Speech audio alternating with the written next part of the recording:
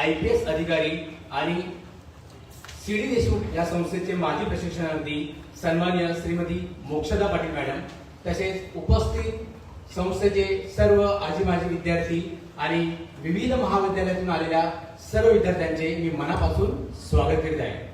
आज दिनांक 7 सप्टेंबर 2025 रोजी चिंतामणराव देशमुख प्रशासकीय प्रशिक्षण संस्थेमार्फत विशेष अतिथी व्याख्यान आयोजित करण्यात आलेले आहे आणि या कार्यक्रमाला आज सन्माननीय श्रीमती मोक्षदा पाटील मॅडम इथे उपस्थित झालेले आहेत। तर सर्वप्रथम आपण जोरदार टाळ्यांनी त्यांचं स्वागत करूया आणि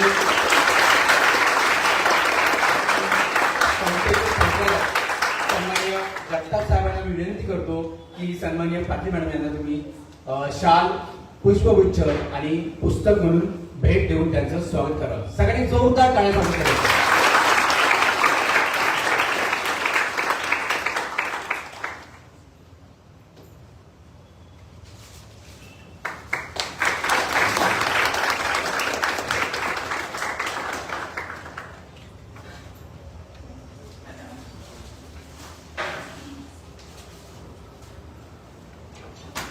धन्यवाद।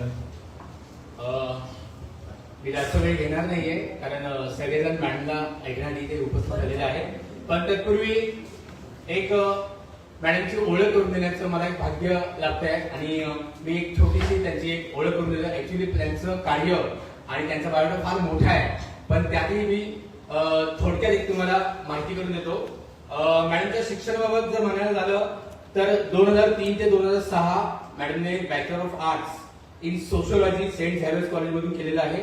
त्याच्यानंतर 2007 ते 2009 मॅडमने master of arts in sociology Indira Gandhi national open university मधून त्यांचं शिक्षण कंप्लीट केलेलं आहे।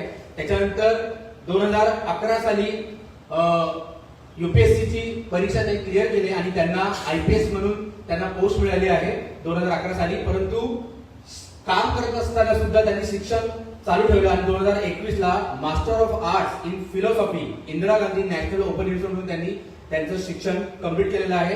त्यांच्या कार्यकाळाबद्दल जर बोलायचं झालं तर 2011 ते 2013 ते प्रोबेशनल ऑफिसर म्हणून कार्यरत होते। त्याच्यानंतर 2013 ते 2016 मध्ये assistant superintendent of police Umred महाराष्ट्रामध्ये ते कामाला होते। त्याच्यानंतर 2016 ते 2017 या कालावधीत त्यांनी additional superintendent of police Jalgaon येथे कार्यभार स्वीकारला होता। त्याच्यानंतर मे 2017 ते फेब्रुवारी 2019 या कालावधीत त्यांनी superintendent of police Washim Maharashtra येथे काम केलेलं आहे। त्याच्यानंतर मार्च 2019 ते September 2021 superintendent of police Chhatrapati Sambhajinagar महाराष्ट्रामध्ये त्यांनी काम केलेलं आहे।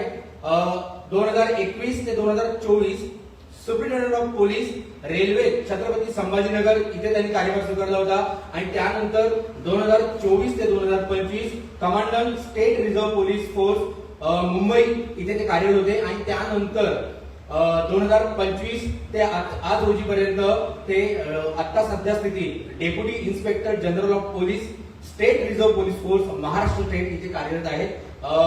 मॅडमचं जसं मी सांगितलं की कार्यक्षेत्र आणि त्यांचं काम फार मोठं होतं, तर थोडक्यात मी सांगतो की त्यांना विविध अवॉर्ड त्यांना मिळालेले आहेत।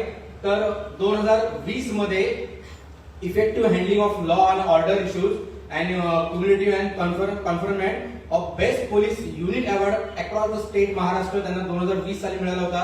त्याच्यानंतर त्यांनी विविध विद्यार्थ्यांसाठी, विविध बालकांसाठी आणि विविध महिलांसाठी त्यांनी विविध उपक्रम राबवले होते। त्याच्यामधला अभिनव म्हणून एक उपक्रम आहे, तो फार महत्वाचा होता। त्याच्यानंतर पिंक मोबाईल्स अशा पद्धतीचे प्रोजेक्ट सुद्धा त्यांनी राबवले आहेत। त्याच्यानंतर 2003 साली म्हणजे मॅडमने फक्त भारतात नाही तर भारताच्या बाहेर सुद्धा अनेक इन्स्टिट्यूटला त्यांनी भेट दिलेल्या आहेत। त्यामध्ये सगळ्यात महत्वाचं म्हणजे ऑक्सफोर्ड युनिव्हर्सिटी आहे, कॅम्ब्रिज युनिव्हर्सिटी आहे, अशा विविध परदेशाच्या या संस्था आहेत की जिथे मॅडमने जाऊन शिक्षण घेतलेलं आहे। असे अनेक अवॉर्ड त्यांना आउटस्टँडिंग परफॉर्मन्ससाठी मिळालेले आहेत। मी थोडक्यात तुम्हाला सांगतो की 2001 ला doctor Homi Bhabha young scientist award silver medal त्यांना मिळालेलं आहे great Bombay science teacher association तर्फे। 2020 ला road safety award for reduction in road accident facilities government of महाराष्ट्राकडून मिळालेला आहे. 2021 ला न्यू दिल्लीकडून smart policing award for woman safety मिळाला आहे त्यांना. तर तसंच 2021 ला national covid woman warriors award देखील त्यांना मिळाला आहे. 2021 ला पुन्हा एकदा त्यांना director SVP NPA top performer across the country in India police service mid career training programme यासाठी सुद्धा त्यांना अवॉर्ड मिळालेला आहे. आणि 2021 ला तत्कालीन होम मिनिस्टर ऑफ महाराष्ट्र यांच्याकडून त्यांना बेस्ट पोलीस युनिट अवॉर्ड सुद्धा मिळालेला आहे. त्याच पद्धतीने आत्ताचा जर बघायला गेलं तर 2025 चा director Lal Bahadur Shastri academy of administration या संस्थेकडून देखील त्यांना बेस्ट परफॉर्मन्स सुद्धा अवॉर्ड मिळालेला आहे. आणि म्हणजे एखादा अधिकारी असतो की तो कामामध्ये व्यस्त असतो, पण कामामध्ये व्यस्त जरी असला तरी आपल्या कलागुणांना वाव देणं हे सुद्धा एक अधिकाऱ्याचं वेगळं कौशल्य असतं. आणि मला वाटतं त्यांच्यामध्ये ते कौशल्य आहे आणि म्हणूनच त्यांनी एक खेळाडू म्हणून सुद्धा स्वतःला प्रूव्ह केलेलं आहे. 2001 ते 2002 मध्ये एक best kabaddi player girls school team म्हणून मुंबईमधून ते खेळाडू म्हणून झालेले आहेत. त्याच्यानंतर 2001 ते 2002 मध्ये best girl cadet Maharashtra cadet council मध्ये त्यांचं सिलेक्शन झालं होतं. त्याच्यानंतर त्यांना ऍक्टिंग सुद्धा आवडते आणि म्हणून त्यांनी in house theatre SVP NPA मध्ये 2011 ते 2012 म्हणजे त्यांच्या कार्यकाळामध्ये देखील त्यांनी त्यांचा अभिनय ही स्किल त्यांनी ती जपली, त्यांचं पॅशन जमलं. अशा पद्धतीने एक सर्व अष्टपैलू व्यक्तिमत्व आज आपल्या इथे आज उपस्थित आहे, याचा फार आम्हाला आनंद होतोय. आणि जास्तीत जास्त आनंद आणि अभिमान मला या गोष्टीचा वाटतोय की मॅडम आपल्या संस्थेच्या माजी प्रशिक्षक आहे. तर असं अष्टपैलू व्यक्तिमत्व आज इथे आलेलं आहे. तर सगळ्यांनी जोरदार स्वागत करायचं आहे. आणि सर्वांनी गोष्टीचा पाठिंबा विनंती करतो की त्यांनी कृपया विद्यार्थ्यांना मार्गदर्शन करावं. जोरदार टाळ्या स्वागत करूया. पाठिंबा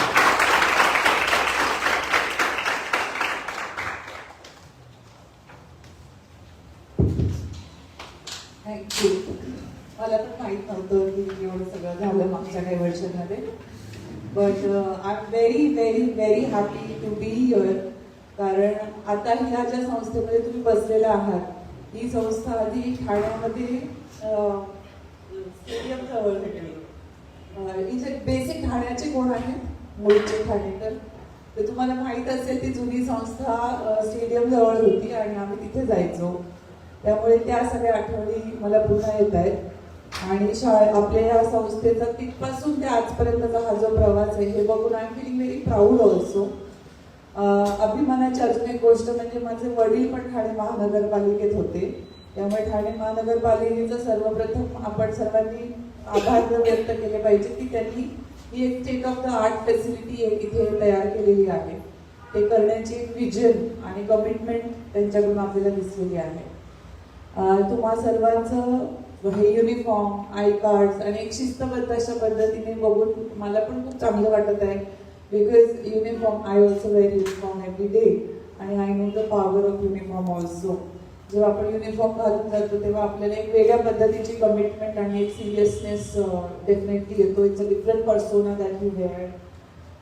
मला सांगायचं एवढंच आहे की ही जी परीक्षा ही परीक्षा नाही, ऍक्च्युली ही स्पर्धा आहे.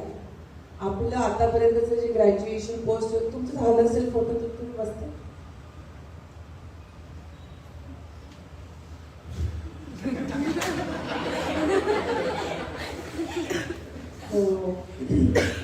सॉरी,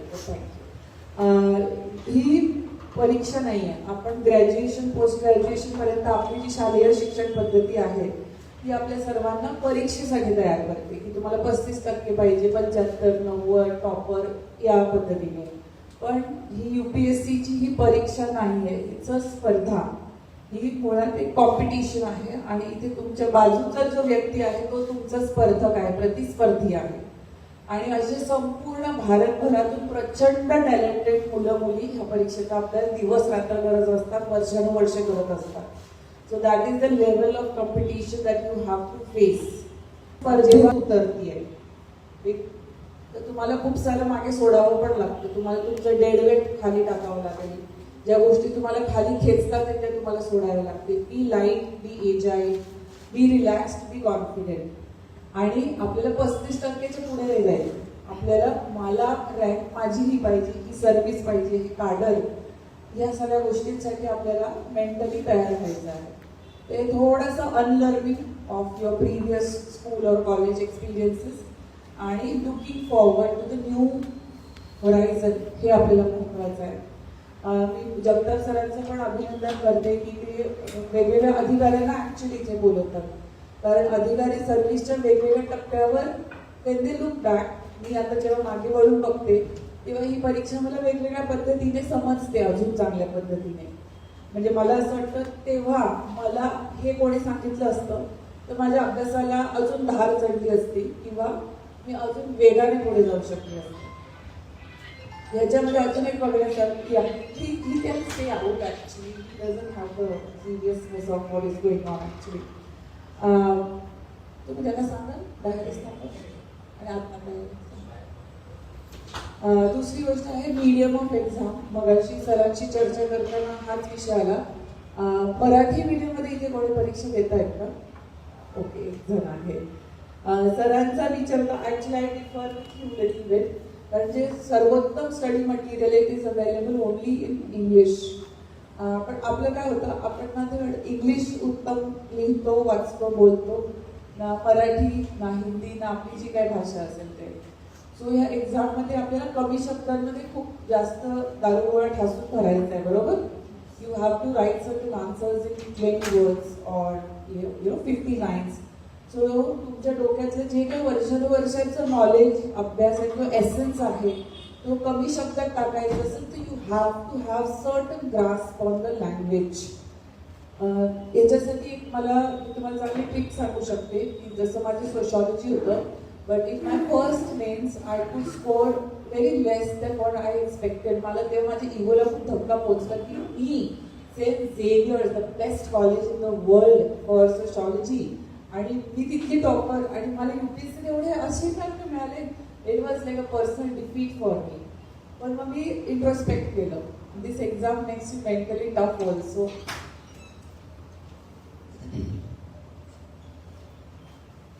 त्याच्यासाठी हे तुम्ही करू शकता. तुमचं जो काही ऑप्शनल असेल त्या ऑप्शनलची तुम्ही एक वोकॅब्युलरीची बँक बनवू शकता.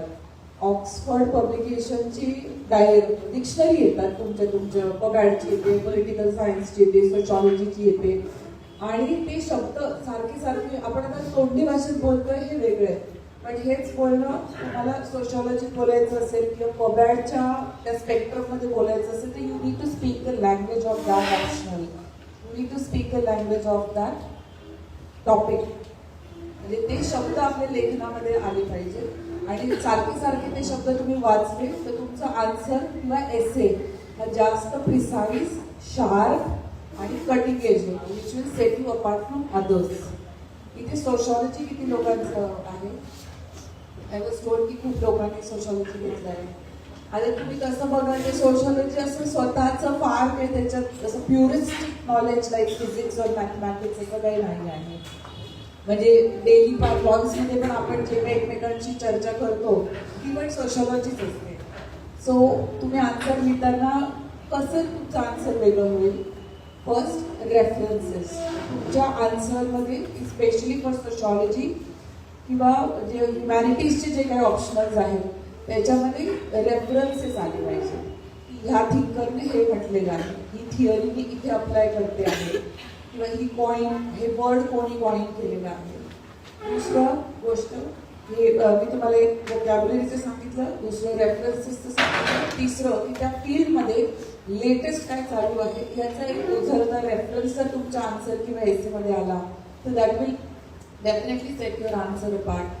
So when I was preparing, मी माझ्या कॉलेजची रिक्वेस्ट करून 15 दिवस आमच्या कॉलेजच्या लायब्ररीचा वापर करून पूर्ण सगळ्या नोट्स मला जशा पद्धतीने पाहिजे तशा काढल्या होत्या, आणि त्याच्यानंतर प्रत्येक टॉपिकमध्ये मला वाटलं की लेटेस्ट काय चालू आहे हे पण मला माहीत पाहिजे, जगात काय चालू आहे हे पण मला माहीत पाहिजे. Because the books that we have are printed in 1970s, 80s, 90s अशा पद्धतीने. तर तुम्ही थोडंसं गुगल पण करू शकता. गुगलवर तो टॉपिक जर तुम्ही टाकला आणि जर जगातल्या वेगवेगळ्या युनिव्हर्सिटीज आहेत जिथे खूप चांगलं काम होतं ह्युमॅनिटीजमध्ये, US असेल किंवा युरोप असेल, आपलं दिल्ली असेल, या ठिकाणी जे काय चालू आहे तो लेटेस्ट थोडासा एथॉस घेऊन जर आपल्या आन्सरमध्ये एसेमध्ये टाकला तर दॅट डेफिनेटली हेल्प्स. मला सरांनी सांगितलं की एसे बद्दल पण बोला. From what I understand now you have to write 2 essays, right? तर त्याच्यामध्ये for my first mains I was topper in essay. तर त्याच्यासाठी what helps is obviously your study and background of sociology or humanities.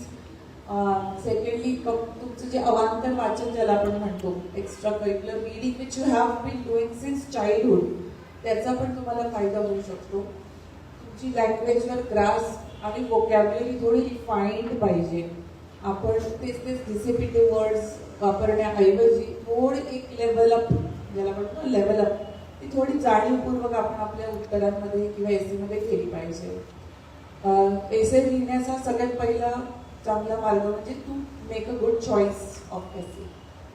काही एसेमध्ये आपल्याला जास्त factual knowledge असतं, पण काही विषयांबद्दल आपल्याला जास्त स्ट्रॉंगली वाटत असतं.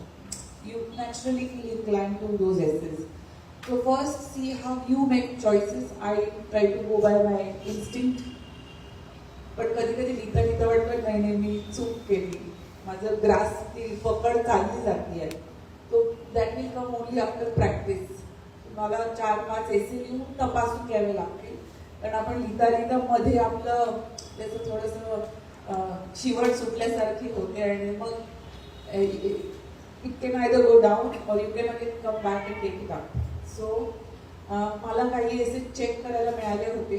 आय थिंक जोसेफ रॉड्रिक्स असतात मुंबई युनिव्हर्सिटीमध्ये, तिथे पण एक सेंटर आहे. तर मी तिथल्या मुलांची केले, ते मुद्दे चांगले होते, पण अगेन थोडं सोशल मीडिया पोस्ट लिहिल्यासारखा एसे नाही असला पाहिजे. Beginning has to be really attractive आणि your end has to be really different.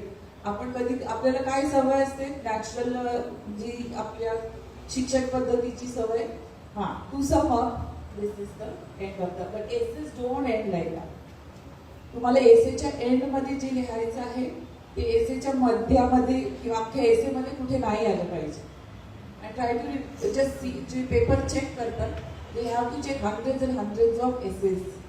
इथे इंग्लिश लिटरेचरचे पण स्टुडंट असतात, PhD स्टुडंट पण ते एसे लिहित असतात, आणि आपल्यापेक्षा खूप भारी लोक पण तो सेम एसे लिहित असतात. So what will set your essay little apart is a very good beginning and very good end. याचा अर्थ असं नाही मध्ये काही पण तुम्ही मालमत्ता भरू शकता. मेक इट अ गुड मसालेदार kind of an essay. Essay लिहायची एक सोपी trick which I think once I was discussing with my father which I develop was for any essay, try to think of your self first. Me, I am the center of my own universe. So what I think about that essay on that topic, even if it is foreign policy, how it will affect me, how then on the next circle would be my family, next circle would be my country, next circle would be the whole world, and then last circle would be humanity. Because being future IAS, IPS officers, we are supposed to think in reverse. सगळ्यात पहिले ह्युमॅनिटीचा विचार, सगळ्यात पहिले larger गुडचा विचार, आणि सगळ्यात शेवटी स्वतःचा विचार. बट एसे लिहिताना remember it has to be like this. म्हणजे असं नाही की मला असं वाटतं, माझ्या फॅमिलीला असं वाटतं, असं नाही. It all has to be amalgamated very finely in your essay. त्याच्यानंतर always try to give references from your own culture, from your own language. म्हणजे असं नाही I am Maharashtrian, I am Marathi, जो माझ्या भाषेमध्ये असं म्हणतात, असं नाही. It has be very subtle, very graceful, because it's your culture, आपलं फॅमिली सिस्टीम, तुम्हाला लहानपणापासून काय काय वाटतंय. एखाद्या ठिकाणी जर तुम्हाला ती ससा आणि कासवाची स्टोरी जरी फिट करावीशी वाटली तरी डू फिट इट. किंवा एखादी आपली म्हण असते, एखादा मुहावरा असतो, if that strikes in your head, do translate, do put in. त्याला असं छान मस्त त्याच्यामध्ये तुम्ही टाकून देऊ शकता. किंवा एखादा अभंग आठवला तुम्हाला, मी मराठीच्या एका आन्सरमध्ये एका पिक्चरचा रेफरन्स दिलेला. You can give references of any painting also. तर तुम्हाला तो विषय लिटरेचर आहे कोणाचं, सो तुम्ही जेव्हा तो एखादी पोएम वाचतात किंवा तुम्हाला एखादी even for essay, if you get a vivid imagery in your head, if you get some cultural connection in your head, की नाही हे बघून मला हे गाणं आठवतंय, हा पिक्चर आठवतोय, हा डायलॉग आठवतोय, not like sad or vulgar dialogues, but there are some very classic movies like Godfather असेल, जुरी मूवी असेल, किंवा तुम्हाला एखादं चित्र आठवते, चित्राचा रेफरन्स आठवतोय, do try to like mix it up into the essay. Do not be negative in any essays or any answers, and always check इथून पुढे आपल्याला ही सवय लावायची. Even when you become officers, आपलं जे बोलणं लिहिणं आहे हे सगळं कशाच्या फ्रेमवर्क मध्ये पाहिजे? कॉन्स्टिट्यूशनच्या माझ्या कॉन्स्टिट्यूशनच्या बाहेर काहीच नाही आलं पाहिजे. माझे विचार, माझी बिलीफ, माझी कमिटमेंट ही सगळी तिथून येते. You will be appointed by constitutional कलमांनुसार तुमची, आपल्याला that is the ultimate authority, आणि त्याच्या अगेन्स्ट जाईल असं आपल्या आन्सरमध्ये किंवा थॉट प्रोसेसमध्येच काही नसलं पाहिजे. You need to believe in the universal values of equality, fraternity. हे सगळे ह्या व्हॅल्यूजच्या बद्दल सतत विचार केला पाहिजे, आणि हे पण आपल्या एसेमध्ये कुठे ना कुठेतरी आलं पाहिजे. असं नाही की कॉन्स्टिट्यूशन ते कलम 311 असं बोलते, असं नाही. द होल एथॉस, त्याचा ओव्हरऑल ग्रास तुमच्या ह्याच्यात आली पाहिजे. Also trust your brain, give it enough rest also. Please do take enough sleep now at this age. And in this hectic job, I realized the importance of sleep, because it's only the sleep that really, makes and keeps your brain healthy. आपण जो काही वर्षभर अभ्यास करतो, या परीक्षेचा अभ्यास काही फक्त 1 वर्षाचा नाही आहे. It starts from when you are even a child in say play group. तुमच्या आतापर्यंतचे जे experiences, thought processes, your world view, it all comes together, आणि ते तुमच्या पेनातून तुम्हाला त्या पेपरवर उतरवायचं. Also remember, I had excellent friends who were toppers in schools and colleges, but they couldn't crack the exam. Does that mean that they were bad human beings or bad students? No, they just couldn't crack this code of this exam. So आपण ज्या सिस्टीममध्ये जातोय तर code समजला पाहिजे. एक dress code असतो, किंवा आता तुम्ही जर गावाला गेले तर तिथे तुमच्याकडून वागण्या बोलण्याचा एक कोड अपेक्षित असेल, राईट? तुम्ही आता किंवा मी you can be anything anywhere, but in order to get through the heart of those people you need to understand those codes. तसं ह्या एक्झामचा कोड काय आहे हे आपल्याला एकदा समजलं पाहिजे. हे लक्षात घ्या की ही परीक्षा पूर्ण भारतातले मुलं मुली देत असतात. Wien you enter your IAS or IPS academies, you make very very nice friends from all across the country. मतलब in my batch we had people across the regions, people across all financial profiles, economic profiles. प्रत्येकाचं socio cultural background पण वेगवेगळी असते, पण सगळ्यांची commitment जी असते towards the services, that is what matters. तुमचं medium of exam आहे ते पण मला वाटतं विचार करून आपण घेतलं पाहिजे आहे.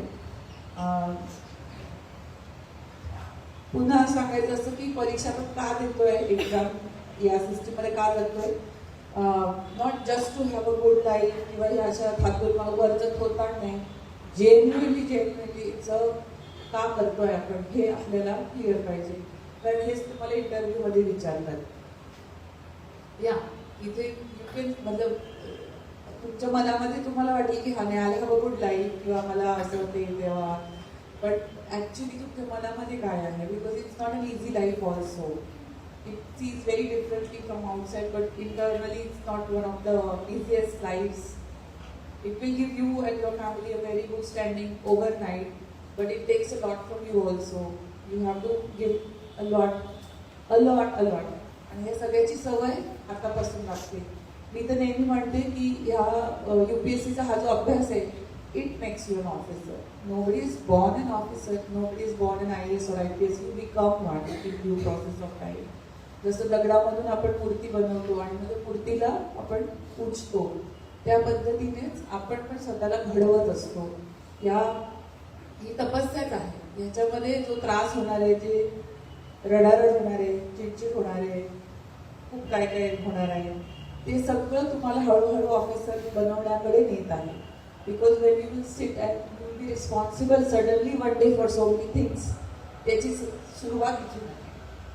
आतापर्यंत आपलं खूप प्रोटेक्टेड लाईफ असतं एक प्रकारे, पण this exam teaches you to take responsibility of your own actions first. So in future you can take responsibility of so many others and so many other things also. नुसता तासांमधला अभ्यास महत्त्वाचा नाही हे तुम्हाला पण माहिती आहे. पण जो मी अभ्यास करते त्याच्यात जे एफर्ट टाकते आहे त्याचे बिलकुल मला रिटर्न पण पाहिजेच पाहिजे. म्हणजे कुठली अपेक्षा न ठेवता मी अभ्यास करते आहे असं तुम्ही कृपया करू नका. अजून एक असंही बघितलेलं आहे की दिस study is so beautiful, actually it is so engaging, you get so engrossed की कधी आपण अभ्यास करता करता we lose sight of the fact that we have to translate and put it all down on paper one day. तुम्ही आधी किती पण प्रॅक्टिस केली क्रिकेटची नेट प्रॅक्टिस, तर nobody is going to ask you. तुम्ही आता किती अभ्यास केला किंवा किती जागरण केले ते कोणी तुम्हाला विचारणार नाही.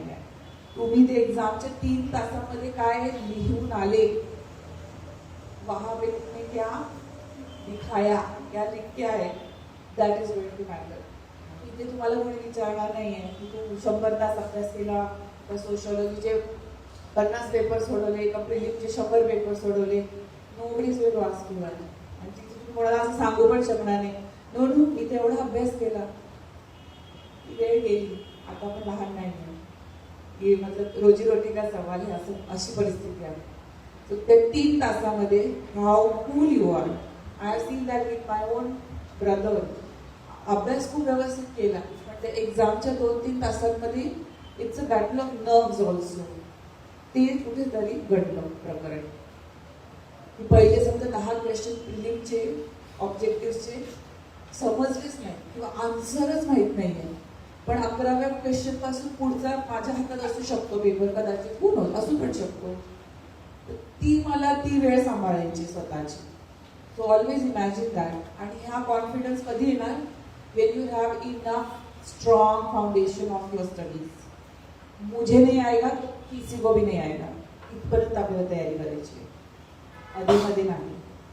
म्हणजे it's not grey, it's black or white. एवढा कॉन्फिडन्स पाहिजे की प्रिलिममध्ये मेन्समध्ये जर मला ह्याची इन्क्लिंग किंवा मला ह्या विषयाची आयडिया नाही किंवा मी आन्सर मी नाही गेस करू शकत, तर कोणीच नाही गेस करू शकणार.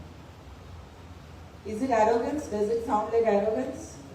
No, that is a relaxed confidence. तिथपर्यंत आपल्याला जाईल आणि तिथपर्यंत जाण्यासाठी इतने मेरे घंटे कोशिश करनी है, मेहनत करनी है आणि ते सगळं आपल्या डोक्यामध्ये साठलं पाहिजे. त्याच्यासाठी स्मार्ट अभ्यास केला पाहिजे. अभ्यासाच्या जास्त प्रेमात न पडता ते परीक्षेचं टेक्निक पण समजून मला पास करण्यासाठी. देखो प्रिलिम में सगळ्याच विषयांचे 100 रोक छातीत ठोक आन्सर प्रत्येकाला कोणाच माहीत नसतात. ठीक आहे, मोठ्या मोठी त्या रेंजमध्ये सगळेजण खेळतात. But you have to have enough wherewithal to be able to guess the correct answer. That is the key to play with those 10-15 questions that will make your break your prelims. ठीक आहे, we have all done mistakes, done that, been there, done that. त्यामुळे प्रिलिमसाठी जे 10-15 questions असतील त्याच्यात मला best गेसवर करण्यासाठी काय करावं लागेल त्याची प्रॅक्टिस आता तुम्ही करून बघू शकता. Because you have the time. I always say की तुम्ही प्रिलिमचा एक पूर्ण पेपर सोडवा GSचा, आणि जे बरोबर आले क्वेश्चन्स ते का बरोबर आले हे लिहून काढा. जे चुकले ते का चुकले ते लिहून काढा. का चुकतात क्वेश्चन्स? Lack of knowledge. मग तो कुठल्या विषयातला आहे? Is it from science, is it from technology, is it from current affairs, is it from polity? किंवा कधी कधी UPSC तुम्हाला असं टँगल करते, छान कुस्ती करते की A and B, B and C, C and D तशा पद्धतीने. का मी त्याच्यामध्ये कुठेतरी माझं प्रकरण फसलं, ते तुम्ही अनालिसिस करू शकता. आणि असे क्वेश्चन्स ज्याचे आन्सर आपण सोडून दिलं किंवा काही गिवअप मारलं, त्याच्यामध्ये मी अजून बेटर कसं करू शकते किंवा शकतो, हा अनालिसिस एकदा केला तर you will increase your own probability of getting more and more answers right.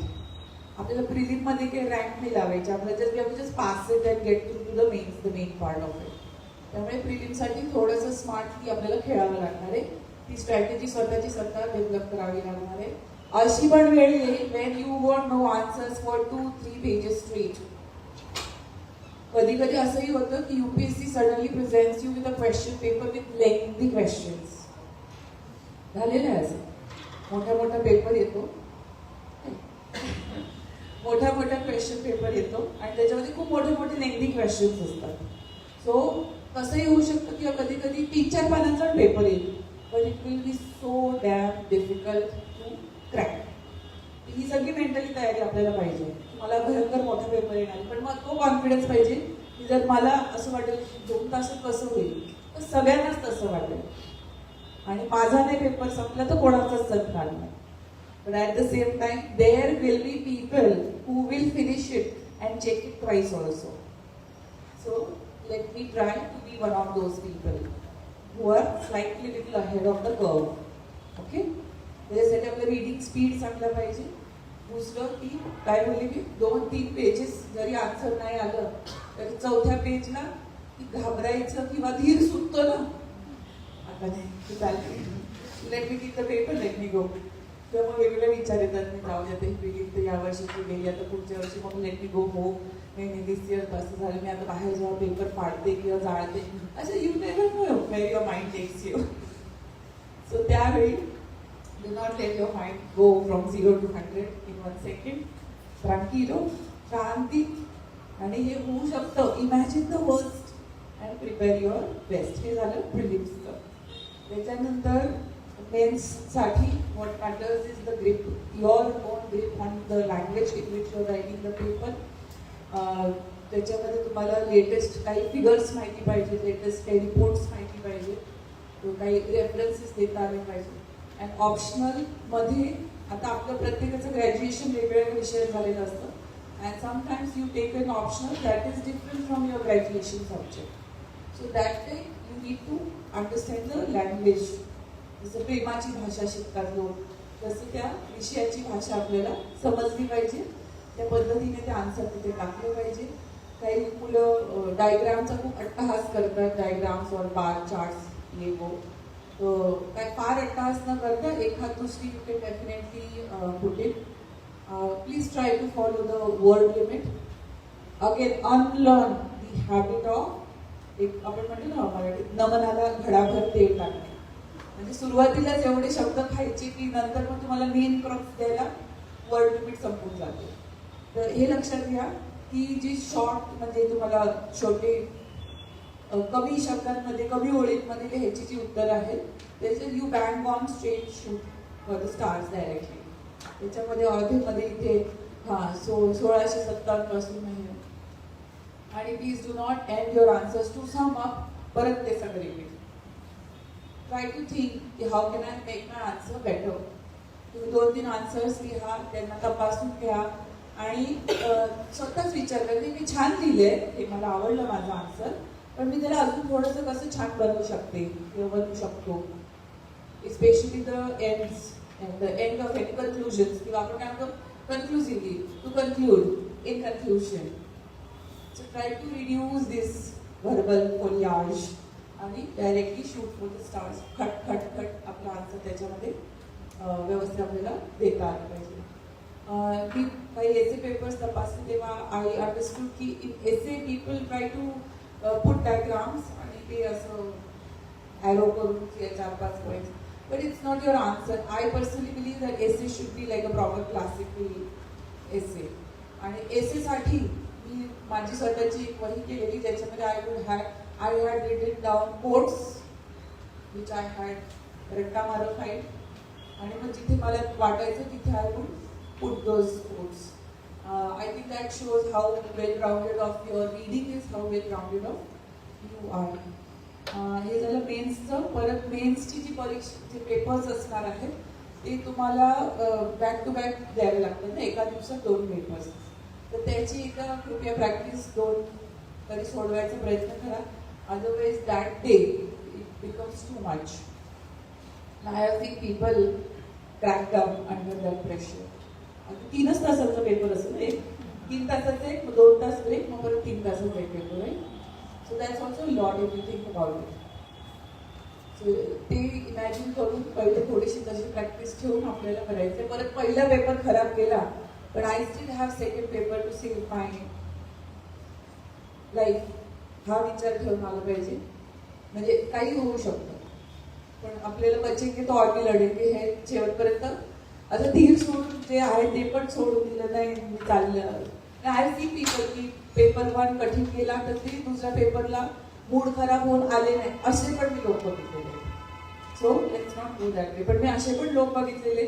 One of my friends, she was 7 months pregnant and she wrote mains and she cracked it. असे पण लोक बघितलेले. So let's try to be the other वे.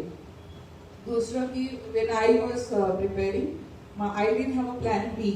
आणि तेव्हा मला वाटायचं की no, it's good that यासाठी ती दोरीवर चालतात ना, आणि पडलं तर गुड डन फॉर एव्हर. मग तशी परिस्थिती होती. That gives you an edge to prepare. तुम्हाला आतून एक वेगळी फायर मिळते.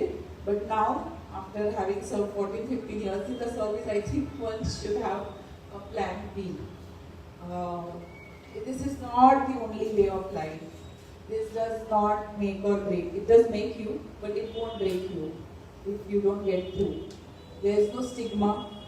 There is no love lost. Please keep your family in loop. कारण आपल्या घरच्यांना कधी कधी माहित नाही पडत की ही नक्की काय करते, हा नक्की काय करते. Because when you are studying and preparing for this particular thing, your friends are getting married, friends are getting settled down, people are buying cars and houses and doing all sorts of fancy things, going abroad. But you are here putting your head down and seemingly doing nothing. But only you know what you are doing. तुमच्या फॅमिलीला, आईवडिलांना पण लूपमध्ये ठेवणं महत्त्वाचं आहे. आणि it's important also not to break their trust. So that was the importance of plan B. या आणि तुम्हाला काही क्वेश्चन्स असतील तर तुम्ही डेफिनेटली विचारू शकतात. लास्टली मला एकच म्हणायचं की दिस पर्टिक्युलर UPSC ही अशी एक गोष्ट आहे जी तुमच्या लाईफ, आतापर्यंतची लाईफ आणि नंतरची लाईफ ह्याच्यामध्ये खूप छान स्टार्क ठळक डिफरन्स तयार करून देते. Suddenly overnight you have to become something. तुमची लाईफ खूप जास्त प्रमाणामध्ये मोठी होते, बदलते. So if you want to live a big life, welcome, you welcome. Come this life.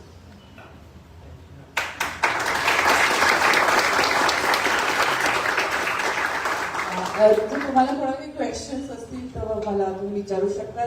Please ask questions that are not difficult for me to answer. Preparation बद्दल और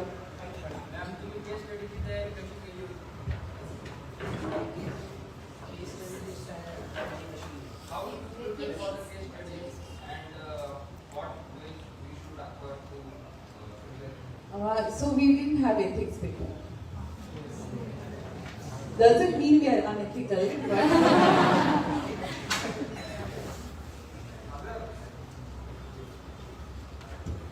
yeah, but मोटामोटी I can answer your question की एखादा कुठलाही topic असेल तर त्याचे जे स्टडी मटेरियल असेल ते लेटेस्ट आणि दिल्लीला बेसिकली काय चाललंय हे थोडंसं जर तुम्ही नॉलेजमध्ये ठेवलं तर ठीक राहील. मला असं पण वाटतं की जो विषय आपल्याला माहीत नाही आहे किंवा एकदम नवा आहे त्याचं कोचिंग पण घ्यायला काही प्रॉब्लेम नाही. कारण आता जरी मी ॲक्च्युली मराठी लिटरेचरचं कोचिंग घेतलेलं प्रवीण चव्हाण सरांकडे पुण्याला, पण सोशियोलॉजी मी सगळं स्वतः प्रिपेअर केलेलं कारण त्यावेळी एवढी रिसोर्स पर्सन्स नव्हती.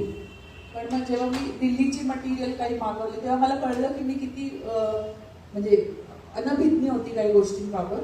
So acquiring as much material as you can. मतलब मी आणि माझ्या मैत्रिणीने मग आम्ही दोघीने पैसे स्प्लिट करून ते मटेरियल मागितले. तसं may be you can do the same about what your stocking.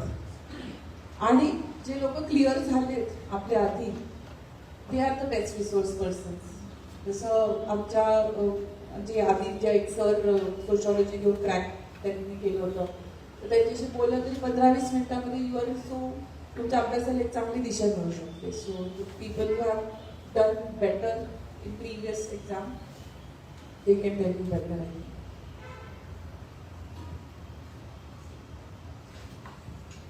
Hello ma'am.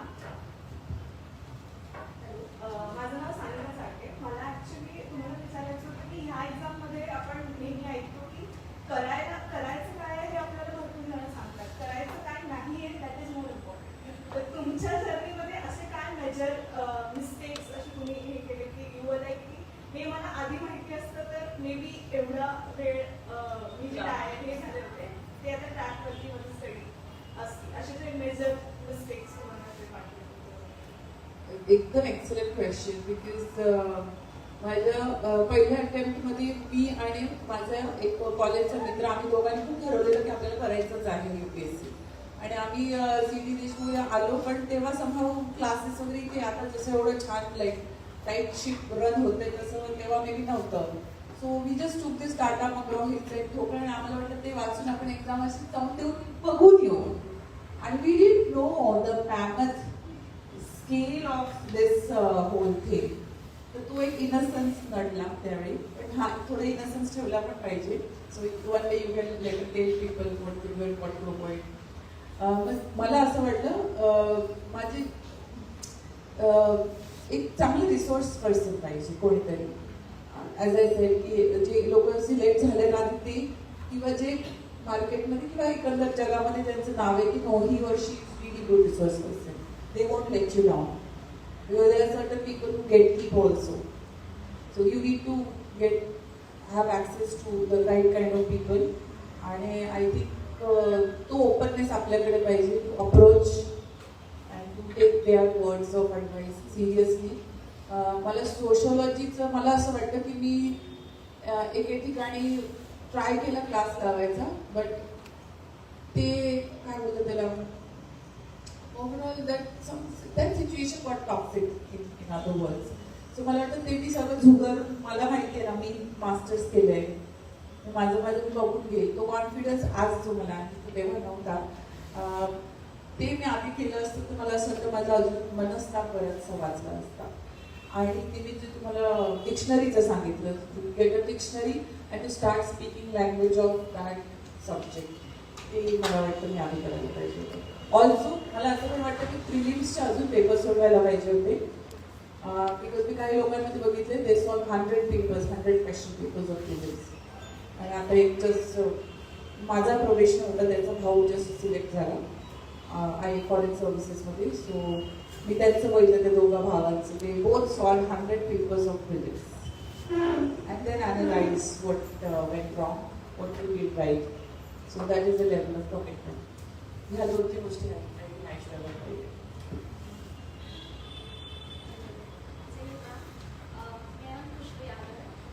Though question थे आपसे मैम. ये हो रहा है कि शेड्यूल मतलब हम शेड्यूल बनाते हैं. फॉर एग्जांपल 1 वीक के लिए मुझे हिस्ट्री पढ़ना है, लेकिन हम अच्छा करते हैं पूरा 6 दिन तक अच्छा करते हैं, फिर कहीं ना कहीं ट्रिगर होता है अरे हमें ज्योग्राफी भी करना है, पॉलिटिक्स भी करना है, और फिर शेड्यूल बहुत अच्छे से चल रहा है लेकिन वो हमारा शेड्यूल फिर से नीचे आ जाता है और ट्रिगरिंग के कारण हम दूसरे सब्जेक्ट पे कंसंट्रेशन करते हैं और ये सब्जेक्ट छूट जाता है.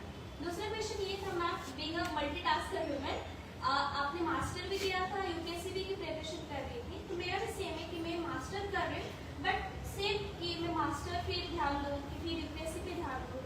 तो ये दोनों ट्रिगरिंग के कारण मेरा एक पर कॉन्सेंट्रेशन नहीं हो पा रहा है, जबकि मैं दोनों अच्छा कर रही हूँ. तो मैम क्या सोल्यूशन हो सकता है? Don't be so triggered. Like basically I would say calm down, like cool it for a bit, take a deep breath, and regroup. It's okay to lose track of your studying or your sticking to the schedule sometimes. It's absolutely human. As a रोजच्या रोज उठून कोणी perfect नाही राहू शकत. 24 तास 365 दिवस आदर्श आपण नाही जगू शकत. And it's okay sometimes to fall a little bit off track. What is important is to come back on track as soon as possible and not to feel guilty of falling off track. because guilt is so hardcore installed in all of us since childhood की आपल्याला ती गिल्टच अख्खा वेळ खात असते, specially for girls I think, boys also.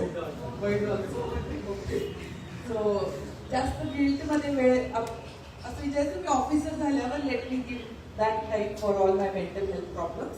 Right now let's come back on track आणि जे माझ्या हातामध्ये आहे ते मला फटाफट करू दे. आणि हे जे वॉट यू आर सेइंग ना की हे पकडलं तर ते सुटते, ते पकडलं तर ते सुटते, this will never stop, this doesn't stop. Even म्हणजे जो ऑल इंडिया रँक 1 असतात they struggle, they also feel even after the exam also, because तुम्हाला एक्झाम झाली, छान पेपर दिला, तरी तुम्हाला आठवत राहतं काही दिवसांनी शिकवी ते असं अजून लिहायला पाहिजे होतं. So this quest for perfection will never stop. There is no perfect way of a study schedule. Also, I don't know if you're doing masters from distance or you have to attend the college also. Huh? Regular. You have to attend the college also. So then that will be. I did it distance from IGNOU. So attending the classes मध्ये येण्या जाण्यात तुमचा वेळ जाईल. So you have to count for that also. आणि yeah, you should focus on your masters also. But think this way की masters ही माझी फ्युचरमधली पण इन्व्हेस्टमेंट आहे. I can't let go of that also. आणि जो मास्टर्समध्ये मी अभ्यास करते आहे that study plus those soft skills which I am earning will help me prepare for UPSC also. If you fall little bit behind it's okay, try a different schedule.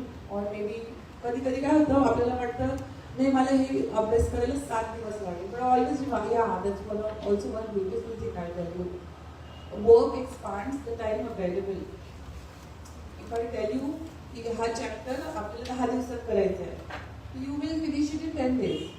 If I say no I want this chapter done in 1 hour right now, make a break, you will do it. Try. 1 year I was wondering if I should take a break because I thought ये मैंने छान मस्त में फैल के पढ़ूंगी अच्छे से, मतलब एकदम by the book hardcore ऐसे एकदम रोज वाचलं उठून ओम वगैरे असं ध्यान राहणार. But then one senior told me, Mokshita, work expands the time available, and I was also smart enough to take that advice. So you should learn to discriminate between advices also. Even I will give you all sorts of advices, but see what works for you personally. And sometimes आपको intuition भी आती है ना. Learn to harness that. It's a power.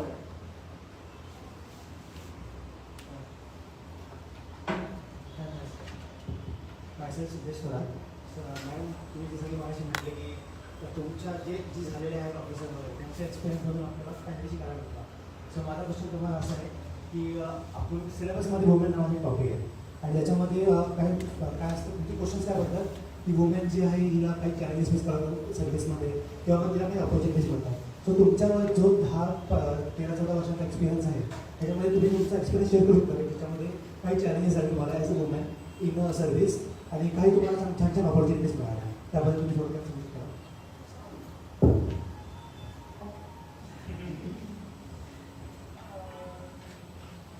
Yeah. So first of all, we all grew up in Thane. It's a very progressive, it's a big cosmopolitan city. Maharashtra, all in all, is a progressive state. So you grow up as a fairly liberated girl or a fairly liberated woman when you see a large-scale samples from across. So firstly, I thank my parents and thank God for giving me birth in Thane. And मला ज्या काही अभ्यासाच्या opportunities मिळाल्या शाळा किंवा having open minded liberal parents और having some good teachers, having some good friends ज्यांचा आपल्याला इन्फ्लुएन्स असतो. सो ह्या गोष्टींचं मला मी नेहमी these are the opportunities which I think I got. आणि overall in my family my grandparents had lot of value for education, especially girls education. दोन्ही म्हणजे बोथ सेट्स ऑफ ग्रँडपेरेंट्स. मला वाटतं ह्या गोष्टी थोड्याशा घरामधून पण सुरू होतात. सो घरामध्ये जर तुम्हाला तो छान एक specially for girls I think it matters, जर चांगला सपोर्ट असेल तर girls have lots of potential to get. जर घरच्यांनी सांगितलं नाही तू करायचं तुझ्याने होणार नाही, तू करतच नाही.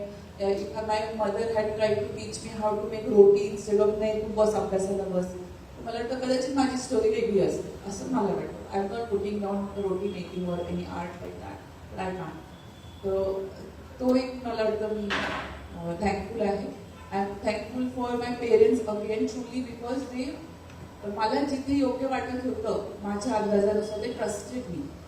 They encouraged me and my sister also to take risks, evaluated risks. She wanted to go for architecture instead of engineering. Sir was my father, but त्यांनी हमेशा encourage केलं की ठीक आहे तू करायला आहे तो करो पर उसमें बेस्ट रहना है अपने को. त्याच्यामध्ये मग सेकंड बेस्टचा आपल्याला नाही झाला. म्हणजे they were real influencers actually, पण कधी त्यांनी असं लोड नाही दिला की तू म्हणजे हे नाही केलं तर यू आर वर्थलेस असं. म्हणजे even I realize that what is now when I am a parent of 2 children. That's a very fine balance that both my mother and father struck, I think. So largely because what I am is largely because of that. नंतर मग in service मला असं actually मला असं वाटतं in some ways girls have it maybe better because boys have all this more load of having to be breadwinner as soon as possible. Sometimes girls may not have that load. If तू नाही breadwin केलं तर family कशी चालेल. This is the reality. So boys and men have at that young age they have this pressure also. बरोबर? आपल्याला ते कळलं. तर मला त्याची पण जाणीव आहे. Then when service मध्ये आल्यावर you go to Labasna which is in Mussoorie, then you go to SVPNPA which is in Hyderabad. मग तिथे गेल्यावर कळलं की फिजिकल ट्रेनिंग जी होते फक्त त्याच्यामध्ये एक्झाम ज्या होतात फिजिकलच्या त्याच्यामध्ये थोडंसं there is a different parameters for women to be जज, but there are certain things जसं हॉर्स रायडिंग, स्विमिंग और रनिंग त्याच्यामध्ये देर इज नो कमी. Morning PT everybody has to do with each other same एका spot फॉर्मेशनमध्ये. आणि mainly जो अभ्यास आहे the laws, the processes, the procedures which they teach you, they किंवा सगळे जे पोलिसिंग आहे इट इज सगळ्यांचं ब्रेन तर आतमध्ये थोडंसं सेम असेल बोलते, that is taught same to everybody. अकॅडमीमध्ये असं काही फील नाही होत. आणि luckily fortunately I got my home garden to serve. तर मला इथे मला असं वाटलं की I receive more affection and love from everybody which I never even had imagined. And people मतलब आय डोंट नो त्यांना वेगळं वाटतं डेफिनेटली एखाद्या मुलीला किंवा महिलेला युनिफॉर्ममध्ये बघून किंवा बोलताना बघून किंवा काम करताना बघून definitely people respond differently. But या there have been times also when but I took it in my stride. मी असं कधी विचार नाही केला, पण तो विचार जर तुम्ही मनात ठेवला की नाही मी मुलगी आहे म्हणून ते मला असं करतात तर मग तुम्ही असं छान नाही करू शकणार. आणि हे लेडी ऑफिसर हे आपल्याला पुढे जाऊन काढून टाकायचं आहे. तुम्ही जेव्हा ह्या सगळ्या जरी सिलेक्ट होतील I would want you all to be addressed as officers only, officers of law. Lady officer when you become IAS IPS you are supposed to go beyond your gender, caste, creed, religion, everything. Woman ही माझी एक identity आहे. तर my identity of wearing uniform is greater for me. It is very stressful also. It is a big load also sometimes. It's very constricting also. But तुम्ही सारखं मी मुलगी आहे, ही आहे, ती आहे, म्हणजे तुमची जी आतापर्यंत जी आयडेंटिटी आहे त्याचा सारखा विचार नाही करू शकत. It has to be subsumed by the greater identity which you will subsume, like of being an IAS officer or IPS or foreign service officer. तो प्रयत्न असा नेहमी आपला असला पाहिजे. मी जर सगळीकडे ह्या माइंडसेटने बघितली की if say somebody doesn't obey or doesn't immediately act upon what I said, I cannot always say की नाही मी महिला म्हणून त्याने असं मला ऐकलं नाही. आणि when things are straight laid down by rule, people, yeah, obviously, both the genders will respond to each other in a different manner. असं मोठी खूप सफोकेटिंग एक्सपिरियन्स वगैरे असं काही मला अद्याप सुदैवाने आलेलं नाही आहे. आणि जे माझ्यासोबत ज्या काम करतात महिला त्यांना पण ते येऊ नये याच्यासाठी I am specially alert, because मला हे पण माहिती आहे की माझ्याशी चांगलं वागावंच लागेल त्यांना, माझ्या सोबतीच्या लोकांना. पण ती त्यांच्या सोबतीची कॉन्स्टेबल असेल किंवा सोबतीची महिला अधिकारी असेल तर ती तिच्याशी तेवढं चांगलं नाही वाटत, किंवा घरी जाऊन पण एवढं चांगलं नाही वाटत, हे पण मला माहिती असतं. So when I was in Aurangabad, तुम्ही हे बघितलं असेल की there are SPs that are women, there are collectors that are women, or municipal commissioners, police commissioners, किंवा गेला बाजार पोलीस स्टेशन इंचार्ज असतात SHO, त्या पण लेडीज तुम्ही बघितल्या असतील. पण लेडी कॉन्स्टेबलने जाऊन काही इन्व्हेस्टिगेट केले किंवा तिला महत्वाचे चार्ज दिले आहे असं आपण फार रेअरली बघतो. So when I was SP Aurangabad, मी म्हटलं नाही आता मी तुम्हाला बीटचा चार्ज देणार. Beat is a unit of policing ज्याच्यामध्ये साधारण 7-8 मोठी गावं किंवा 20-25 छोटी गावं येतात. की नाव you will be beat in charge, you will be responsible for taking care of this beat people, community actions, small scuffles किंवा जे तुमच्या मुद्द्याला इन्व्हेस्टिगेट करतायत ते तुम्ही कराल. मला वाटतं 1-2 महिला येतील पुढे, but lot of them came forward. नाही मला करून बघायचं, आम्हाला कोणी विचारलंच नाही कधी. Usually they would be given like desk job किंवा आरोपी ड्युटी किंवा बंदोबस्त ड्युटी किंवा वायरलेस ड्युटी बसून. त्या बोलले नाही मॅडम आम्हाला करायचं आहे, आम्ही करू. म्हटलं चला करूया.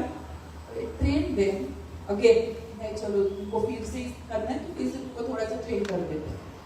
आणि त्याच्यासाठी आम्ही DPDC मधून मोटरसायकल्स घेतल्या. We got 90 motorcycles. एक महिनाभर या मुली, ज्यांना काही मुलींना सायकलही येत नव्हती, ते learn how to ride a motorcycle. I rode with them on our police ground. आणि यूट्यूबवर बघू शकता, तो व्हिडिओ आहे डायल 112 औरंगाबाद. या मुलींनी ती सगळी व्हेकलची परेड लीड केली.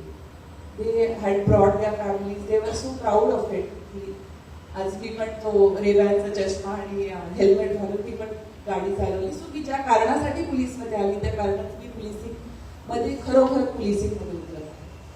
आणि बीइंग विमेन आपल्याला आपण पण मागे नाही हटायचं. आपण लोकलने प्रवास केलाय, 4 धक्के तो आपण भी मार सकते, तो कॉन्फिडन्स हमेशा रखने का. असं लगेच सहमून नाही जायचं. असं होतं का आता आम्ही बंदोबस्ताला सुरुवातीला सगळे एकदम सगळे VIP आले, सगळे मोठे मोठे अधिकारी सगळे पुढे जातात, तर मी बस नाही आपण ते आठवायचं मी हे सगळं करून चुकले, मी आता परत करणार. तसं कधी माइंड नाही करणे का. आणि जास्त गोष्टी माइंड नाही करायचं, थोडंसं सोडून द्यायचं, थोडंसं स्पोर्टिंगली घ्यायचं. आणि सगळ्या गोष्टी अरेला कार्य पण नाही करायचं, पण कोणाला करू पण नाही द्यायचं. तसं पद्धतीने you should conduct yourself.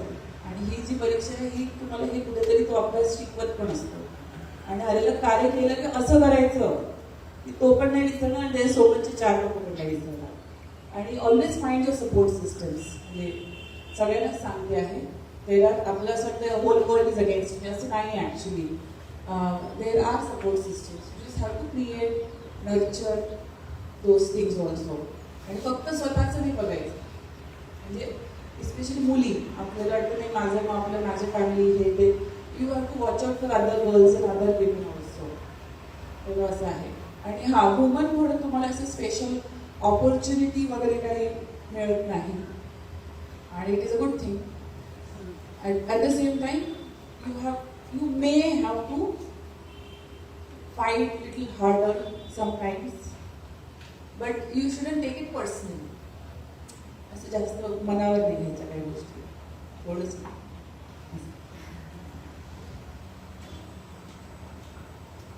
Hello ma'am, me Rohit Shinde.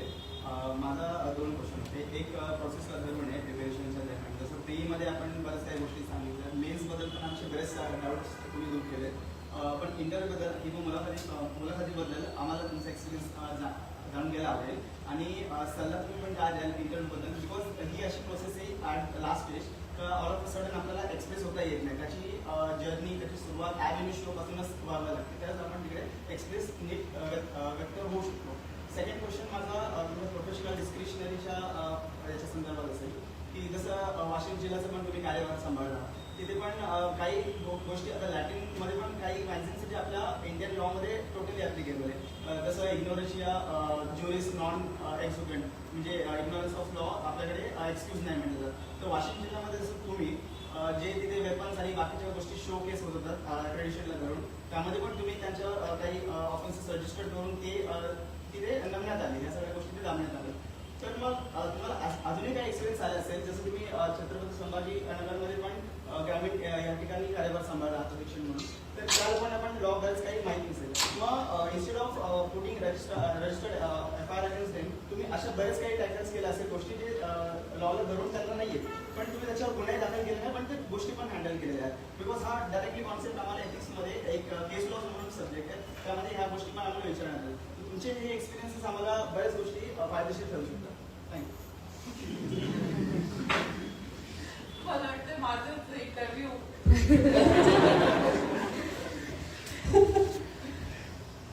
but good application of that concept in this regard. I appreciate that.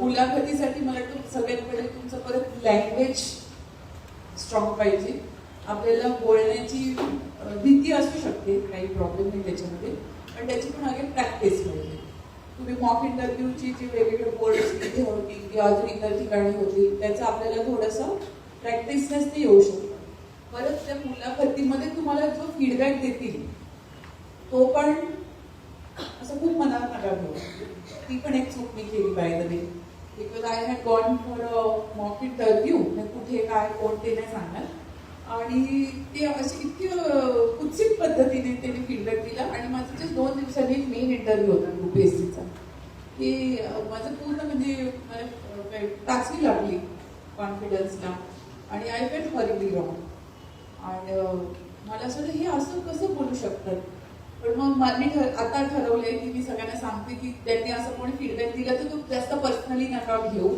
आणि इंटरव्ह्यू मेन इंटरव्ह्यूच्या एवढं आधी मॉक इंटरव्ह्यू पण घेऊ नका कारण जे सगळेकडे घेतात ते सगळ्यांच्याच मनात तुमचा बेस्ट इंटरेस्ट असेल याची काही गॅरंटी नाही यू नेव्हर नो तुमचा चेहरा बघून कोणाला जेलसी होईल काय इन्सिक्युरिटी होईल you never you can't put your finger on that sometimes so इंटरव्ह्यूसाठी काही असं फार लोड घ्यायची गरज नाही be as relax as you can तुम्हाला मेन्स नंतर इंटरव्ह्यूपर्यंत जर काही टाईम मिळाला तर मी आता सांगू शकते की ते करायला पाहिजे की go to gym play something workout आणि try to be because when you workout and exercise that time your brain really functions well and you become little sharper आणि मेन्सपर्यंत आपण नुसते बसून काउच पटेटो झालेलो असतो आणि थोडासा अभ्यास तर करायचाच आहे आपल्याला डेफिनेटली मेन्स नंतर पण तुम्ही मेन्स अशी छान मेन्स दिली की आपल्याला कळतं की नाही मेन्सवर मेरा होणे वाला ते सारखं कळतं आपल्याला तर तेव्हा थोडंसं मला वाटतं वर्कआउट सुरू केलं पाहिजे असं मला वाटतं की you become more focused while interactive कारण होतं काय मेन्समध्ये आपल्या डोक्यामध्ये पूर्ण असं 360 येतं ना डोक्यामध्ये आणि खूप जास्त येतं पण आपल्याकडे ती स्पेस पण असते कागदावर ते सगळं मांडण्याची सोय असते पण इंटरव्ह्यूमध्ये त्याला थोडंसं आपल्याला सप्रेस करायचं असतं आणि जेवढं आपल्या मनात येतं ते भरभरून तिथे आपल्याला बोलता येत नाही तिथे आपल्याला कन्साइज प्रिसाइज क्यूट शार्प नीट प्रेस अशा पद्धतीने आपल्याला बोलायचं असतं परत आपण थोडंसं mirror you can definitely practice आजकाल यूट्यूबवर तर म्हणजे 20 सेकंदामध्ये दुनियाची सगळी जानकारी देणारे व्हिडिओज आहेत मे be you can partake in that also थोडासा इनसन्स डेफिनेटली इंटरव्ह्यू बोर्ड तुमच्याकडून एक्सपेक्ट करतं they do not want PhD students or students who have scored fantastically all across.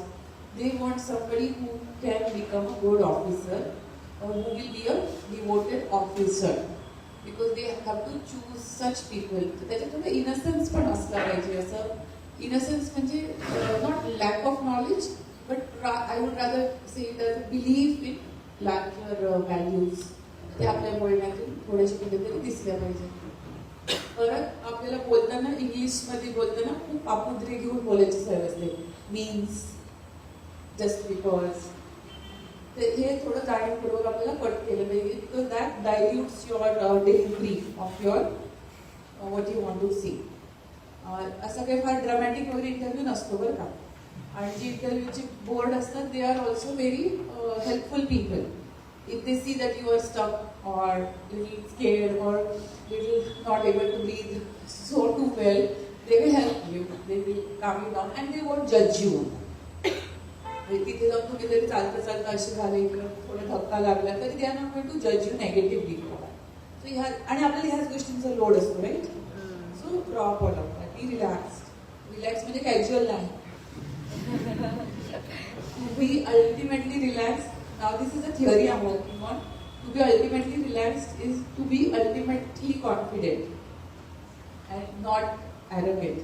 तर त्याच्यामध्ये have faith in yourself की मी प्रिलिम पास केली आहे, men's pass केली आहे म्हणून आज मी इथे आले. So these people are here to help me get behind the table or get across the line. आणि be little better at learning faces or facial cues. थोडंसं as they say, your forehead and eyebrows are your social billboards. So, असं घाबरू नका. Be all right. आणि एकदम असं तुम्ही जेन्सी आहे सगळे? नो नॉट ती अजून काय चालली नाही. मग काय तुम्हाला प्रॉब्लेम नसेल may be I don't know. So तो आणि इंटरव्ह्यूची वेळ करून मग नंतर चर्चा होते, क्रॉस कम्पॅरिझन होते. परत तुम्ही दिल्लीला जेव्हा जाल तेव्हा तिथला तुमचा स्टे आणि तेव्हा तिथलं जो तुमचं कसं असणार आहे हे खूप चांगलं प्री प्लॅन करा. कारण मला म्हणजे असं वाटलं की मी 2 इंटरव्ह्यू दिले आणि 2 वेळेला काहीतरी फॅमिली इमर्जन्सीज किंवा असं एकदम सडनली काही गोष्टी झाल्या की जे which added to my stress. I had to shift my room also, find room overnight to a rest house, share rooms which is all okay. पण त्यावेळी एवढ्या गोष्टी तत्पर आपण सोडू नये असं मला वाटतं. आणि आपण पहिल्यांदाच दिल्लीला गेलेली आफ्टर माय मेन्स. थोडंसं ते पण एक आपण लक्षात ठेवलं पाहिजे. They will ask you about they ask me about my meaning of my name. आणि माझे चेअरमन होते पुरुषोत्तम अग्रवाल सर आणि ते हिंदी लिटरेचरचे खूप मोठे अभ्यासक आहेत. संत साहित्याचे पण ते अभ्यासक आहेत. माझं मराठी साहित्य ऑप्शनल होतं त्यामुळे आम्ही कबीर आणि संत साहित्यावर आमचं बरंचसं बोलणं झालं. त्यांनी एक म्हणजे किती त्यांची बोलण्याची पद्धत किती सिव्हिल असते हे पण मी तुम्हाला या निमित्ताने सांगते. त्यांनी मला नेपोटिझम आणि विमेन इन पॉलिटिक्सवर एक क्वेश्चन विचारला की श्रीलंका, इंडिया, बांगलादेश याच्यामध्ये ज्या महिला आहेत ह्या नेपोटिझममुळे तिथे आहेत, याबद्दल तुम्हाला काय वाटतं? तर तेव्हा मला असं वाटलं की नाही मी पॉलिटिकली करेक्ट उत्तर दिलं पाहिजे. मी ते सांगितलं पण ते बोलता बोलता मला कळलं की हे काय मला आवडत नाही आहे. मग ती कुठेतरी माझ्या डोक्यामध्ये तो मुद्दा स्टक होऊन राहिला. मग त्यांनी इंटरव्ह्यू प्रोसिडेड. त्यांनी काय हो हो असं वगैरे काय ते बोलत नाही. म्हणजे असं they are not there to reject you or cross you or they are not even try to play with you or tease you. असं काही आपण जे वी इमॅजिन टू वर्स्ट तसं काही होत नाही. आणि मॉक इंटरव्ह्यू आणि रिअल इंटरव्ह्यूची पण कंपॅरिझन होऊ शकत नाही. हे जे आजकाल तुम्ही बघतात ना युट्यूबवर ते येतात बरेच इंटरव्ह्यू, ते आमच्याकडे असं काही नव्हतं. So we were more plain when we face the interview board. Interview proceed झाला पण मी म्हटलं sir I want to come back to that question. It is थोडंसं stuck in my head and I wanted to say something but I couldn't express properly. हां हां बिलकुल बिलकुल बोलू. आणि त्यांनी म्हणजे मला जे बोलायचं होतं ते बोलू दिलं. म्हणजे मला व्यवस्थित ते त्यावेळी तिथे सांगता आलं. मग काही प्रश्न ते तुमच्या बायोडेटावरून विचारतील. सो प्लीज मेक शुअर की कोकण तुम्ही व्यवस्थित आणि ट्रू लिहाल. म्हणजे त्याच्यामध्ये सत्य जे आहे खरोखर आपल्याला जे आवडतं जे केलं आहे ते सगळं त्याच्यामध्ये लिहा. आणि एखादं नाही माहिती तर सांगायचं सर मला आता सध्या ते पटकन आठवत नाही ना. आणि अशा काही 2-4 फ्रेजेस तुम्ही पाठ करून ठेवू शकतात. आणि इट गोज वेल युजली. असं काही हे नाही. इंटरव्ह्यूचं एवढंच आहे की it adds up to your mains marks आणि त्याच्यावर तुमची सर्व्हिस ठरते, पुढे काढायला ठरतं. तर तो पण एक खूप इम्पॉर्टंट टप्पा आहे. पुढचा तुमचा खूप मोठा काहीतरी लॅपिंग लिगल क्वेश्चन होता. बट असं आपण नाही करू शकत की when being a police officer, when you see an offense taking place, you have to get it registered. You have no luxury of not registering it. And it is our constant efforts to sensitize, keep sensitizing our machinery to register whatever comes to them. Because if you don't register, that's when the problems and troubles and suspicion around working, functioning style of emerges.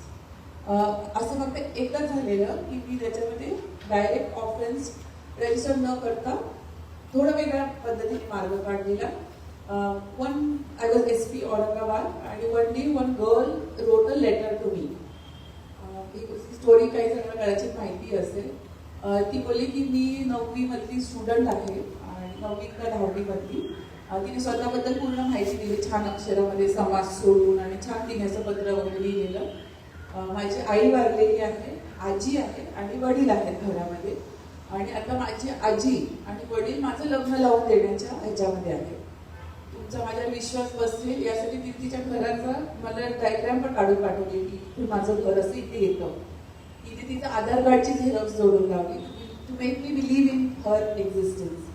तिने तिची मार्कशीटची Xerox जोडून लावली to make me believe that she is a good student and a good child. And she requested me that she has heard about me and that I will help her in some way and that I should help her without taking her father and grandmother away. Otherwise she will be orphaned. So that was a dilemma that really haunted me. त्याच्यातून मार्ग कसा काढायचा. मग आम्ही त्या तिघांना पोलीसची गाडी पाठवली दुसऱ्या दिवशी आणि त्या तिघांना, त्या मुलीला, वडील आणि आजीला ऑफिसमध्ये माझ्यासोबत बोलवून घेतलं. आणि मग त्यांना आमच्या पद्धतीने काउन्सिलिंग केलं. Because he is recording. Counselling केलं की आम्हाला माहिती पडलेलं आहे की तुम्ही या मुलीचं लग्न लावून देणार आहे. शी इज अ चाइल्ड आणि जर तुम्ही असं केलं तर तुम सलाख होके पीछे चले जाओगे और अभी के अभी मैं तुमको लेके चल सकती हूँ.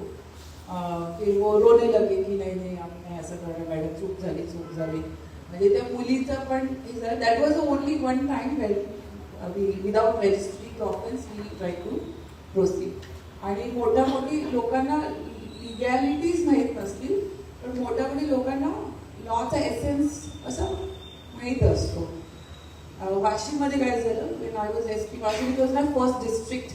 आणि तिथली जी गणपतीची मिरवणूक असायची त्याच्यामध्ये ते ट्रक्सला तलवार, ढाल आणि भाले अशी शार्प वेपन्स लावायची.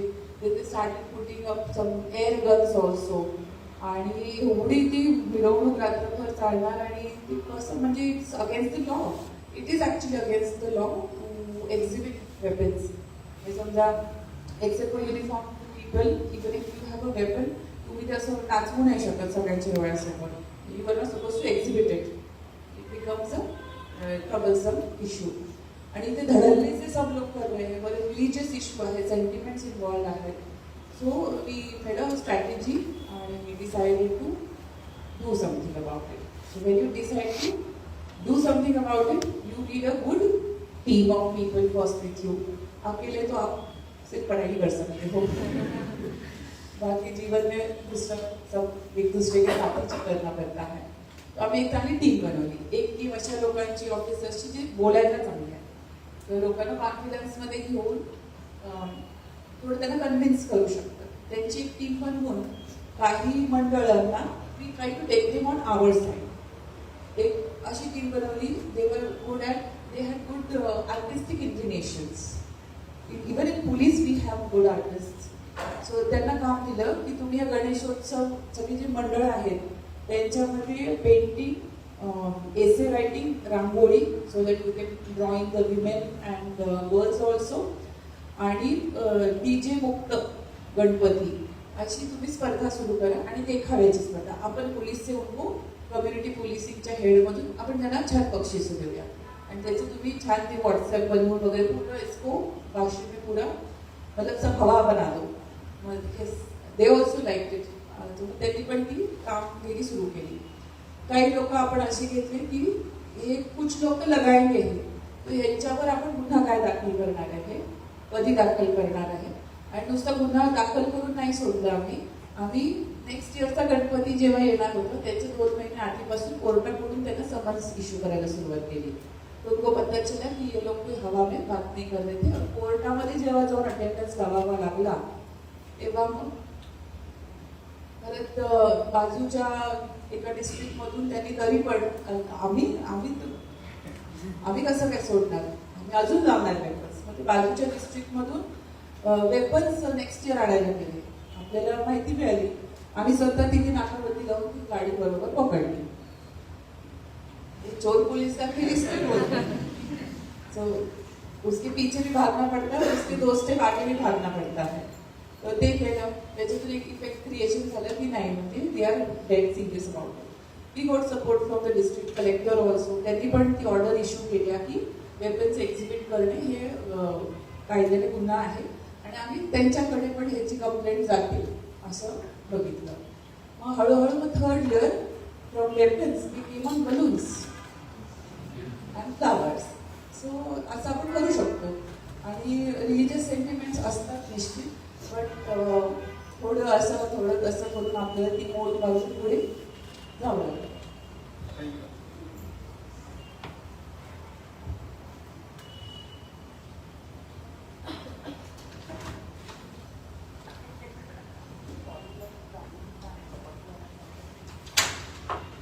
मॅम, माझं नाव अथर्व आहे. माझा प्रश्न थोडा तुमच्या म्हणजे आत्ताच्या कामाबद्दल आहे की जेव्हा आपण म्हणजे इन जनरल बघतो तेव्हा IAS ऑफिसर्स किंवा IPS ऑफिसर्स असतो त्यांच्याबद्दल असं म्हटलं जातं की यांच्याकडे पॉवर्स आहेत किंवा यांच्याकडे हे आहे.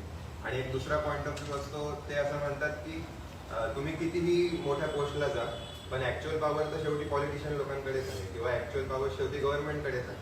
आणि आपल्याला असे इन्स्टन्सेस दिसून येतात की जिकडे एखादा IAS ऑफिसर चांगलं करायला जातो काहीतरी, पण त्याला लगेच तिकडून कॉल्स येतात. मग ते कॉल्स आले का मग त्यांना थांबावं लागतं. त्यामुळे माझा प्रश्न असा आहे की आम्ही इथे बसलो आहोत की या हॉपनी बसलो आहोत की काहीतरी आम्हाला चांगलं करता येईल सोसायटीसाठी आणि काहीतरी देता येईल, पण ती ऍक्च्युअल म्हणजे करता येतं का किंवा ऍक्च्युअल ते चेंजेस करता येतात? हो हो, डेफिनेटली. आपण माणसाचं मन असं आहे की आपल्याला तेच गोष्ट पकडून फक्त त्याच्याबद्दलच विचार करायला आवडतो. But we don't think of other 99 things that you get to do. And you are a civil servant. It's a democracy. प्रत्येकाचा रोल डिफाईन्ड आहे. So nobody needs to get ahead of themselves. माझा role एवढाच आहे, माझी power एवढीच आहे आणि one needs to accept that. इथे म्हणजे पॉवर हंग्री म्हणून पॉवर हंग्री असल्यामुळे आपण ब्युरोक्रेसीत आलो असं मला मी तरी नाही असं म्हणू शकत. त्याच्यामध्ये it's a set system. It's the government of the people. So ती आपल्याकडे कॉन्सेप्च्युअल क्लॅरिटी पाहिजे. ती कॉन्सेप्च्युअल क्लॅरिटी नसेल तर मग आपल्याला आपलं डेलीचं काम करणं पण आपल्याला अवघड होईल. आणि let's focus on the good things और let's focus on the other things that we can do. आणि असं हॉरिबली रॉंग करा असं तरी म्हणजे I have never faced it personally so badly. Sometimes yes, my husband is an IAS officer.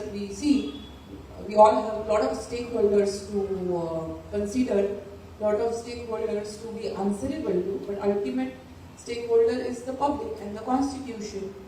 आणि क्या ही होगा, फार म्हणजे ओनली ट्रांसफर होगा, थोड़ा हेडेक होगा. हेडेक तो होता है बट ठीक है, जयराम के मोठे पडते हैं यातून कठीण असं कोणी चालावं लागतं.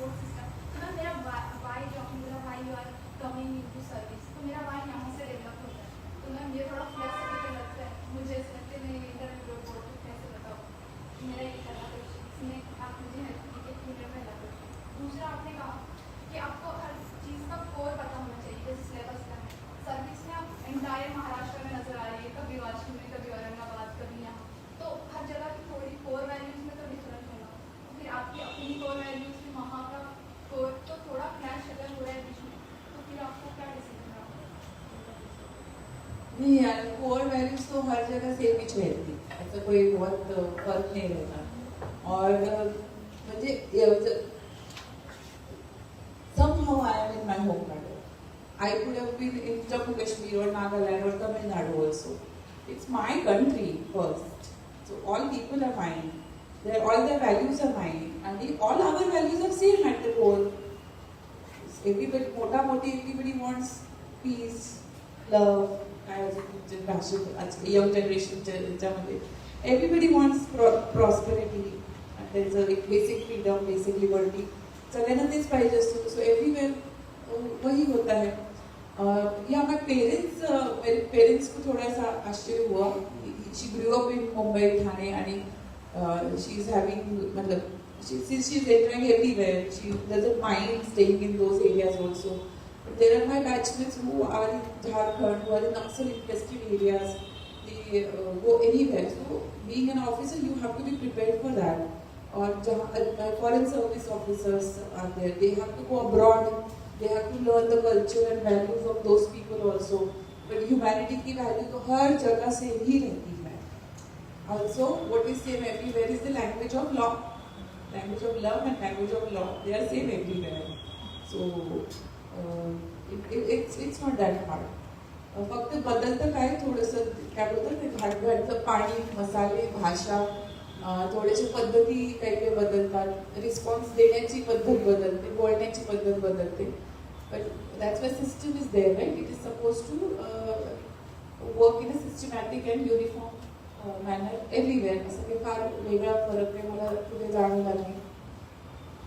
आणि to say to the interview board, that even I will have to think about that. But you know, taking more philosophical, say what you want to say. Don't take my name, but you can say you want to see yourself in that role. Actually, I'm just trying to persuade my father for UPSC because he already allowed me and he took decision against the society to educate, to permit to educate girl. Then I start preparing for UPSC and I'm trying to persuade him. To make your journey your motivation, जो है उसको तो हम deny नहीं कर सकते.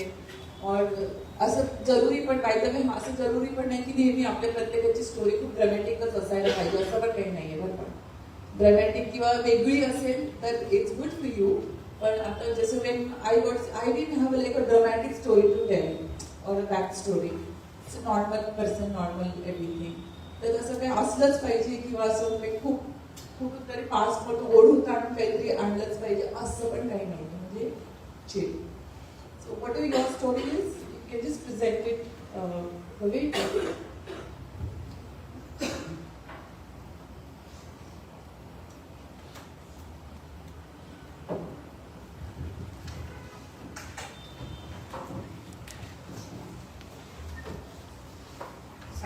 सगळ्यांना समाधान झालं असेल. आतापर्यंतच्या लेक्चरमध्ये तुम्हाला असं कुठेही लेक्चर अशा प्रकारची माहिती तुम्हाला कोण देणार नाही की प्रिलिम पासून इंटरव्ह्यू पर्यंत आणि सगळ्या प्रश्नांना मॅडमने ज्या पद्धतीने उत्तरं दिली तर ते मोटिवेशन तुम्ही घेऊन उद्या परीक्षेत द्या आणि मुलाखतीला जा, एवढंच मी सांगेन. आणि मॅडम आपल्यातलाच आहे आणि ते आपल्याला सदैव मदत करणारच आहे. ते एस मॅडमचा एकदम प्रॉपर होता आणि बाकी विषयामध्ये सुद्धा त्यांचं हे आहे, तर त्यांची मदत आपल्याला 100% मिळेल ही मी तुम्हाला खात्री देतो. आणि तुम्ही जास्तीत जास्त विद्यार्थ्यांनी प्रिलिम, मेन्स आणि इंटरव्ह्यू पर्यंत जा आणि मॅडम की ज्या ज्या टप्प्यात मदत लागेल त्या त्या टप्प्यात आपल्याला मदत मिळेल. मी मॅडमला परत एकदा खूप खूप धन्यवाद देतो. त्यांनी आपल्या एवढ्या व्यस्त शेड्यूलमध्ये वेळ काढून आपल्याला जे मुलाचं मार्गदर्शन केले, असं मार्गदर्शन तुम्हाला कुणीही पैसे देऊन करणार नाही, लक्षात घ्या. तुम्ही क्लासेसमध्ये जाता, खाजगी क्लासेस लावता, इतर ठिकाणी पण तुम्ही पहा, परंतु मॅडम हे आपले आहेत आणि ते आपल्यासाठी आलेले आहे. त्यांनी जे मार्गदर्शन केलं त्याबद्दल मी त्यांना खूप खूप धन्यवाद देतो आणि थांबतो. जय हिंद, जय महाराष्ट्र.